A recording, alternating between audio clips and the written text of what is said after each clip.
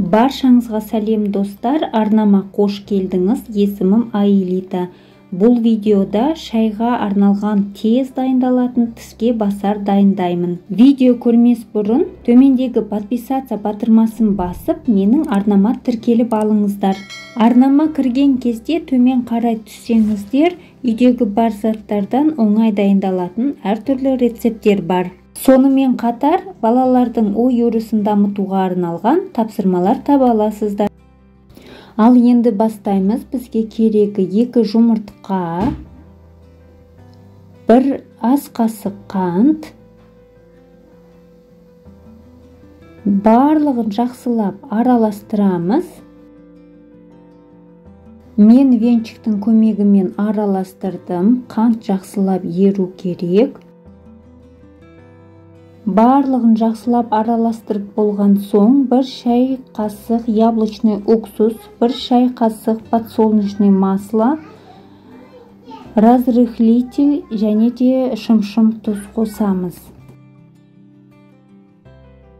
Барлығын араластыра отырып 250 грамм ұн қосамыз. Венчикпен араластыра отырып, артынша қолымыздың көмегімен нан илейміз. Кішігірім қамырымыз шықты, қолымызға жабыспайды.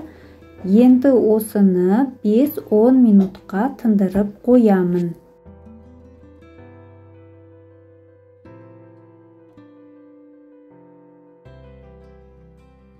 10 минут өтті. Енді ұнның және оқтаудың көмегімен қамырымызды жаймаған нан жайғандай дөңгелек етіп жайып аламыз. Достар, видео ұнаса лайк қойып, комментарий жазып, немесе смайлик қойып кетсеңіздер қуанышты боламын. Және де арнамда сіздерге пайдалы видеолар болса, жақындарыңызбен бөлісуді ұмытпаңыздар. Қазақша арнаның дамуына үлестеріңізді қосасыздар.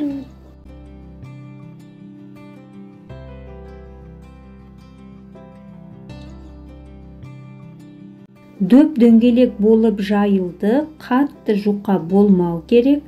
Енді дөңгелек формамен ойып аламыз.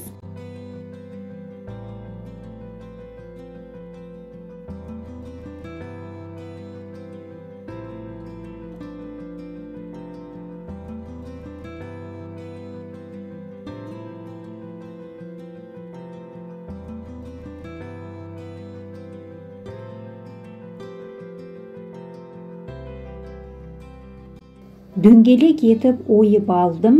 Сіздер өздеріңізге ұнайтын формамен кессеңіздер болады. Енді қызып тұрған майға араластыра отырып, орта отта қызарғанша пісіріп аламыз.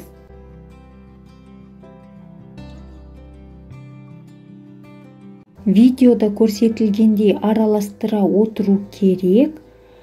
Әбден қызарғанша пісіреміз.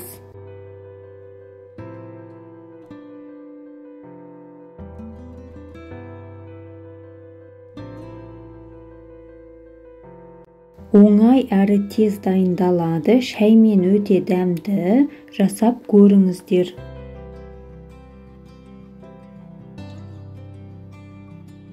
Барлығын пісіріп болдым.